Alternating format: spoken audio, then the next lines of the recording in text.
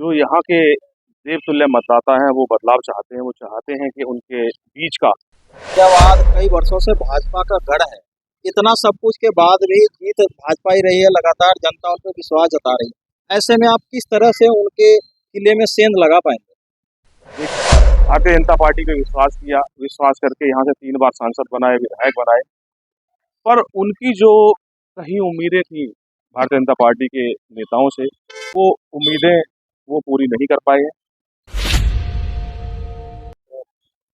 उत्तर प्रदेश में उपचुनावों की घोषणा हो चुकी है, जिसमें सारे पार्टियां अपने अपने प्रत्याशी उतार चुकी है और सभी प्रत्याशी जोर शोर से अपने प्रचार प्रसार में लगे हुए हैं।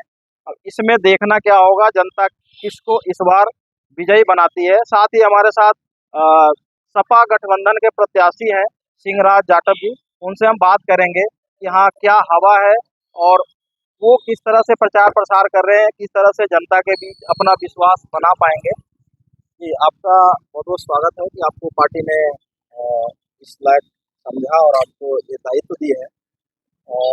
सर, किस तरह से मतलब आप इस चुनाव को देखते हैं, क्या जनता के बीच चल रहा है, आपको कैसे लगता है कि जनता किन मुद्दों पे इस बार वोट करने वाली है? आपका बहुत बहुत धन्यवाद। ये जो चुनाव है, ये उपचुनाव इस गाजियाबाद विधानसभा में जो हो रहा है, इसमें जो यहाँ के देवतुल्य मतदाता हैं वो बदलाव चाहते हैं। वो चाहते हैं कि उनके बीच का जो प्रत्याशी है वो यहाँ से जीते। उनकी शुरू से ही, खासकर हम लाइन पार क्षेत्र की बात करें तो उनकी शुरू से डिमांड रही है, हमेशा वो आवाज़ उठाते हैं कि लाइन पार क्षेत्र से जो प्रत्याशी है वो बने। पर अभी तक क्या था, पीछे जिन पार्टियों ने टिकट दी है वो कहीं ना कहीं उनकी उपेक्षा की गई लाइन पार क्षेत्र के लोगों की।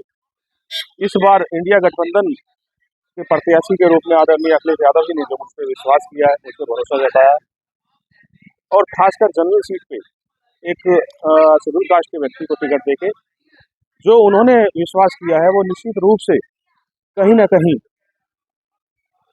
उन्होंने बड़ा दिल दिखाते हुए जो हम पे भरोसा किया है। तो यहाँ जो क्षेत्र की जनता है वो इस चीज़ को बहुत भली भांति समझ रही है, जान रही है कि जो उनके बीच का उनका बेटा, उनका भाई यहाँ से चुनाव लड़ रहा है, उसको वो चुनाव जिता के और विधानसभा में जीतने का काम करेंगे। क्योंकि गाजियाबाद कई वर्षों से भाजपा का गढ़ है। इतना सब कुछ के बाद भी जीत भाजपा ही रही है। लगातार जनता उन पर विश्वास जता रही है। ऐसे में आप किस तरह से उनके किले में सेंध लगा पाएंगे? देखिए, जो खासकर गाजियाबाद की जो मतदाता हैं, उन्होंने भारतीय जनता पार्टी पे विश्वास करके यहाँ से 3 बार सांसद बनाए, विधायक बनाए, पर उनकी जो कहीं उम्मीदें थी भारतीय जनता पार्टी के नेताओं से, विधायक से, मेयर से, सांसद से, वो उम्मीदें वो पूरी नहीं कर पाए हैं। और इतनी बार मौका मिलने के बाद भी अगर कोई व्यक्ति, जो मतदाता उन्हें वोट करता है, उनके लिए उन्हें सपोर्ट करता है, सरकार बनाता है, नगर निगम में मेयर बनाता है, मगर उसके बावजूद भी इस गाजियाबाद विधानसभा में खासकर लाइन पार क्षेत्र के जो लोग हैं वो हमेशा से उपेक्षित उनको महसूस कराया गया। यहाँ किसी भी तरह की कोई मूलभूत सुविधा जो एक आम आदमी को, एक आम नागरिक को मिलनी चाहिए, वो नहीं है। ना यहाँ कोई स्कूल एक है बच्चियों का।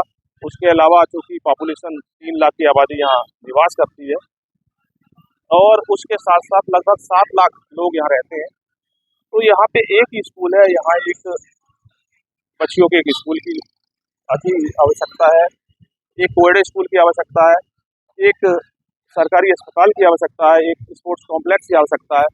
जो गंगा जल है वहाँ प्लांट हमारे यहाँ लगा हुआ है, मगर इसकी सप्लाई वसुंधरा और नोएडा में होती है।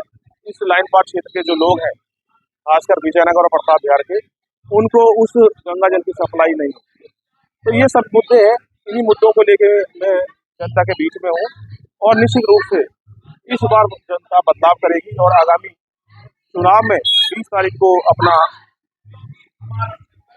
बहुमूल्य वोट मुझे देके यहाँ के विधानसभा बनने का काम करेगी।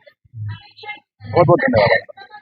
तो ये थे हमारे साथ इंडिया गठबंधन के समाजवादी पार्टी के प्रत्याशी सिंहराज सिंह जाटव, जिन्होंने ये बताया कि जनता हम पे विश्वास कर रही है, इस बार बदलाव भी चाह रही है और निश्चित रूप से मुझे जिताकर विधानसभा भेजने का काम करेगी। Ratnesh Singh, public reporter, Ghaziabad.